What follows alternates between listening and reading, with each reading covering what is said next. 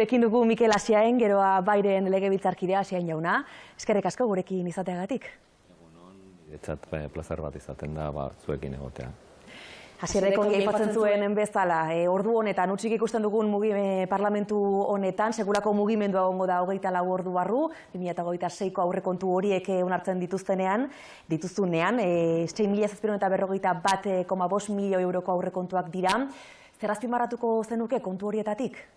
Azteko nik esango nuke urteko legerik garrantzitsuena dela, bihar izango da plenorik importanteena urtean zehar, hain zuen ere aurrekontuak onartuko zirelako, eta esaten dut onartuko direla aldez aurretik akordio bat dagoelako, esan dut hilabete batzu lehenago hasi ginen negoziatzen, hasiera batean gobernua osatzen dugun indar politikoen artean, aurreproiektua gutxi gora bera biratzeko, eta gero ja laugarren indar politikoa sartzen da negoziazio horietan. Horrela gertatu da azken 11 urtetan, eta nik uste dut oso garrantzitsua izaten dela bereziki egonkortasuna emateko komunitateari Nafarroari. Eta entzuten ere, erantzun alizateko herritarron dugun erronkei eta berri erantzun egoki bat emateko. Horrekin batera neurri fiskalen legeare aurrera eramango duzue, hasiera batean aurre proiektua azaro hasieran, 7an onartzekoak zineten, baina azkenean zertxo bait atzeratu da, azkenean lortutako akordioarekin konforme zaudete, geroa baitik? Bai, nik esango nuke, ez beti gelditzen dira gauza batzuk kanpoan, baina hori gertatzen da ere aurrekontuetan, lehenago aipatu dugun bezala, negoziazioetan beti sartzen dituzu zure gauza, baina beste batzuk kanpoan utzi behar duzu, lau ezberdinen artean negoziazio bat osatzen delako, eta beraz jarri behar ditu gauzak eta beste batzuk kanpoan utzi. Lehenago aurrekontuak aipatu dituzu eta nik uste dut esan dudan bezala oso garrantzitsua direla Nafarroarentzat eta horrezegatik negoziazio hori. Gure aldetik ere aurreproiektua aurkeztu eta gero hasten da zuzenketak sartzeko negoziazio bat ere eta eztabaida bat hementxe bertan batzordean, ekonomia batzordean, eta gure aldetik sartu ditugu kasu honetan, aurten ia 100 zuzenketa gutxi gora bera, osotara 3.500.000 eurokoak, eta pizka bat arlo ezberdinetan lan egin alizateko, boro biltzein batean biriltzeko edo aurre proiektua. Bereziki herri txiki entzat, eragile sozialentzat, bestela horietako batzuk ez dute batera aukerarik, batzutan baliabideak ez dutelako lehiaketa publikoetan parte hartzeko, eta guretzat oso garrantzitsua da, arlo horretan jorratzea, sartzea, laguntzea, bereziki azpiegituretan, kirolan, euskaran, eta bereziki aurten, azpimarratu nahi dut, guretzat oso garrantzitsua izan dela, faltzez herrian sartu duguna, zen ere bertako 21 familiak eskatu zuten, aitortu behar dugu udalaren babesarekin, eskatzen zuten eredua ezartzea, eta horrezatik aldez aurretik aurre proiektuan gure aldetik sartu genuen, negoziatu genuen, gobernuko kidean artean negoziatu genuen partida bat moldaketak egin alizateko herriko eskolan, eta gero zuzenketa eztabaida garaian sartu genuen halako zuzenketa bat, 550.000 eurokoa, hain zuzen ere, eredua ezartzeko datorren ikasturterako. Guretzat oso garrantzitsua zen, hain zuzen ere, herritik bertatik eskatu zutelako, eta horrezeat izartu genuen. Eta aipatu nahi dut ere beste bat euskararekin lotuta, ere, guretzat euskara funtseskoa delako, datorren ikasturtea hasiko da NUPen, Nafarroko Unibertsitate Publikoan, formakuntza berezi bat euskara teknikariak formatzeko, ezteko. Eta hori ere gero eta handiago da eskaria, teknikarien eskarie, eta horrezatik funtseskoa iruditu zaigu halako partida bat ere sartzea aurrekontuetan. Eta neurri fiskalen artean ez dakit gehiago sakondu nahi duzun edo pizka bat sakontzeko, nik uste dut oso garrantzitsua direla ere, hain zen ere aurrekontuak atzean izan behar dute beti ere neurri fiskala batera joaten dira urte oro, eta urten ere horrela izango da.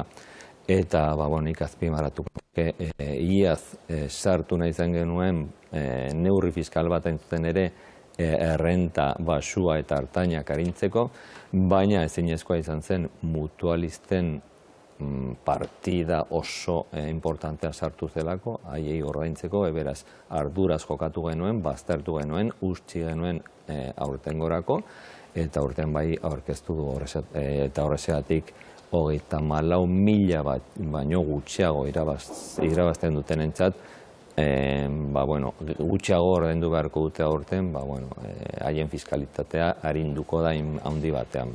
Beraz, pozia daude hartutako neurriekin, alde batetik aurrekontuetan eta bestetik ere neurri fiskalekin ere. Aurrekontuetan euskara aipatu duzu, berehala galdetuko dizut horreri buruz, baina ezinbestean parlamentu honetan normalean egoten den giro lasai hori nahastu duen gai bati buruz ere galdetu behar dizut, Belateko tunelei buruz hain zuzen ere. Azken hilabetetan horixe izan dugu hizpide, kontu hartzaileak gainera informatu zuen, ez da, 8 milioi terdiko gainkostu horretatik 6 milioi justifikatu daudela. Horren ostean, aste honetan bertan, Maria Txibitek esan du, agerraldia egingo duela uztailean, UPNek hala eskatuta. Zer uste duzu edo zer nahiko zenuke ematea Maria Txibiteren agerraldi horrek? Bereziki nik azpimarratuko nuke hasieratik ikerketa batzorde sortu zenetik, bereziki eskatu genuen, bilatzen genuen gardentasuna eta zorroztasuna, eta eskatzen genuen ere zuhurtzia. Eta nik uste dut horretan jarraitzen dugula, esan dut zuhurtzia oso garrantzitsua da halakoetan, eskuina jarri zuen arreta bereziki, eskatu zuten bereziki ikertzeko hainbat lan, Nafarroan egin diren, azken urteotan egin diren lanak eta orain egiten ari direnak. Eta haien artean garrantzitsuena zen Belatekoa, Belateren tunelak, eta horrezatik guk hasiera batetik eskatu genuen hoiekin hain zuzen ere hasi behar zen ikerketa batzordean, horri buruz hitz egiten hasi behar zela ikerketa batzordean. Eta baina zuhurtziak eskatuz. Beraz, hortik pasa dira hainbat teknikariak bereziki jarraituko dute. Azkena izan zen, zuk aipatuzun bezala, atzo bertan hemen egon zen kontu hartzailearen nagusia, eta kolokan jarri zuelako gainkostuak, horren inguruko sortutako gainkostuak. Hor, eztabaida bat izan da gure artean eta gobernuko kideen artean, zergatik uztailean jakin izan genuen gainkostuena, jaso genuen informazio hori, jakin izan genuen, eta esan ziguten, egia ez ziguten esan, eta esan ziguten arazo teknikoengatik etortzen zirela gainkostu horiek, eta une horretan onartu genuen, kakotzen artean baldin bada, onartu genuen, baina kontu hartzailearen txostenak ez zuen hori esaten, ez zuen hori onartzen, baizik eta zuen enpresen interesen arabera egiten ari zirela gainkostu horiek, eta eteteko erreparo bat jarri zuen.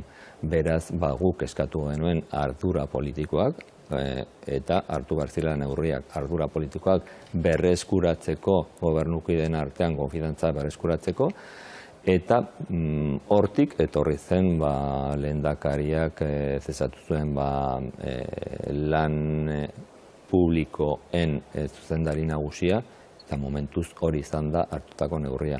Eta zuk esan duzuen bezala, urtarrilean, guberria pasata gero, etorriko da parlamentura, agerraldi bat egitera, hain zen ere, honen inguruan azalpenak emateko. Beraz, momentuz eskatu genuenan, egin batean behintzat eman digute kautzen artean nahi baldin bada, baina erantzun bat behintzat eman da, eta gero entzungo dugu lehendakari handerak esango duena.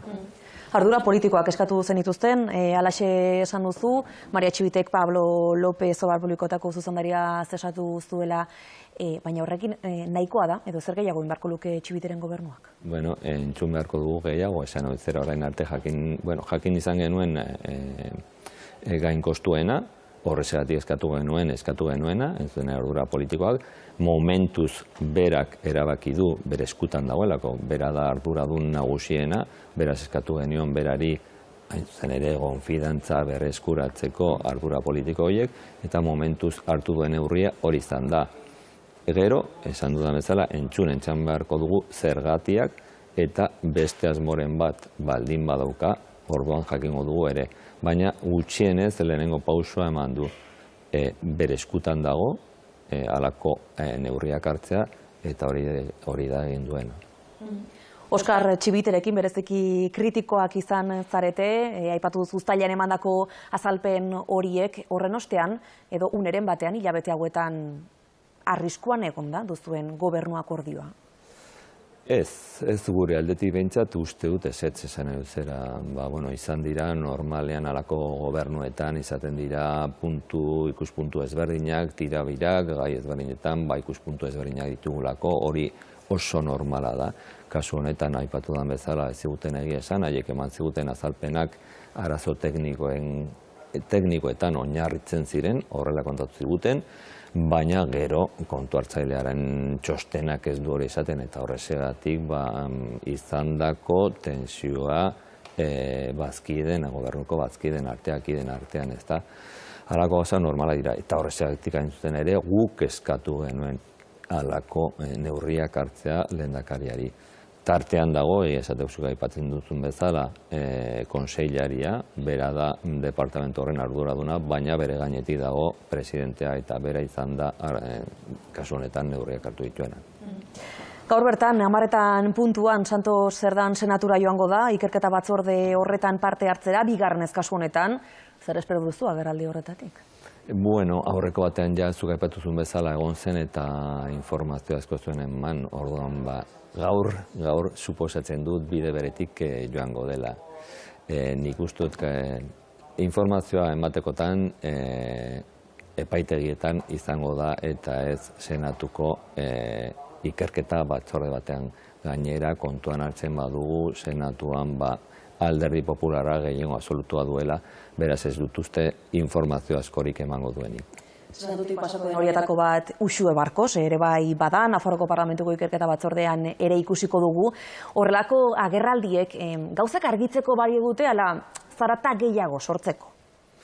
Nik uste den alde batean biak, ez da, bai egia esateko informazio pixka bat lortu daitekela, eta horretarako osatzen dute halako ikerketa batzordeak, baina eskuinak beti aprobetxatzen du, eta hori izan zen bere asmoa sortu zenean, aprobetxatzen dute zarata mediatikoa egiteko. Kontuan hartu behar dugu edabideek, kasu honetan, edabide guztiak orokorrean hitz egiten dut, baduzuela zuen papera, zuen jarrerak, bakoitzak berea, eta horren arabera jokatzen dute. Eta kasu honetan eskuin politikoa eta eskuin mediatikoa badauka bere interesak, eta horren arabera mugitzen dute ari ezberdinak, ez da.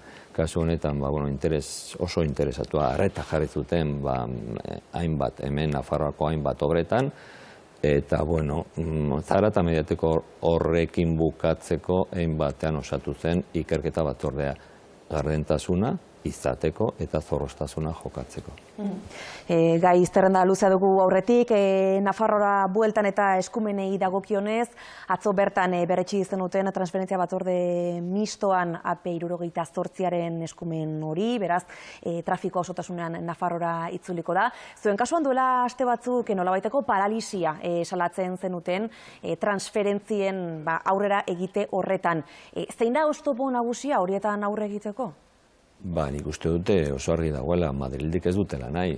Horrela argi eta garbi esan behar dugu, esan dut zera, 23 urte bete dira amejoramenduaren legea onartu zenetik, hemen Nafarroan, parlamentuan, kanpoan esan dute zen referendum bat herritarron artean hori onartzeko edo ez, jakiteko herritarren iritzia jakiteko, baina egia esateko Nafarroko parlamentuan onartu zen, baita ere Madrilgo Kortesetan, baina 53 urte pasa dira eta hor agertzen diren konpetentzia guztiak oraindik ez dira transferitu Nafarrora. Beraz, bada garaia, pentsatzen du badela garaia guztiak betetzeko. Oraindik batzuk gelditzen dira transferitu gabe eta horrexegatik. Eta zergatiak, argi dago, Madrildik ez dutela batera asmorik, behintzat presarik ez dute, inoiz ez dute izan, eta ez dute izango behintzat guk ambizio politikaz ez badugu eskatzen, ez badugu aldarrikatzen, eta hori da hemendik egin duguna. Oraindik adibidez gutxi batzuk aipatzearren, beka transferitu gabe daude, berrikuntza ikerketa eta garapena ere transferitu gabe daude, eta trafikoa gogoratu behar dugu duela 7 urte, Barkos Andrea Nafarroako lehendakaria zenean eta Sánchezen artean hasi zen horren negoziazioa, eta orain gauzatzen ari da 7 urte pasa dira transferentzia batengatik. Beraz, pentsa zuzen bat denbora behar da falta direnak ere horrezegatik eskatzen dugu ahalik eta lasterren hastea, ahalik eta lasterren ere bukatzeko. 7 urte pasa behar dira bakar batek egiteko, hori horrezegatik gure eskaera, gure aldarrikapenak ahalik eta lasterren hasteko eta ahalik eta lasterren bukatzeko ere. Aurrekontuen kasuan Euskara aipatzen zenuen, aste honetan bertan 39 urte bete ditu Nafarroaren Euskararen legeak, eta urte hurren hori baliatuta Euskalgintza Kontseiluak eskatu du Euskara lurralde osoan ofizial egiteko, estatus bera izatea Euskarak Nafarroa osoan, eta dei egin dizue, baita alderdiei ere. Horrelako zerbaiti eusteko unea dela uste duzu?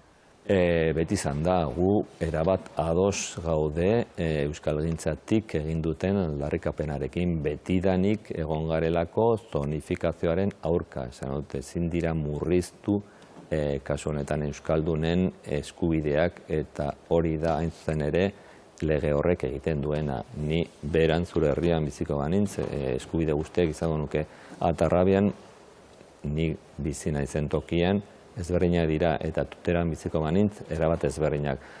Horrek ez du bat ere zentzurik.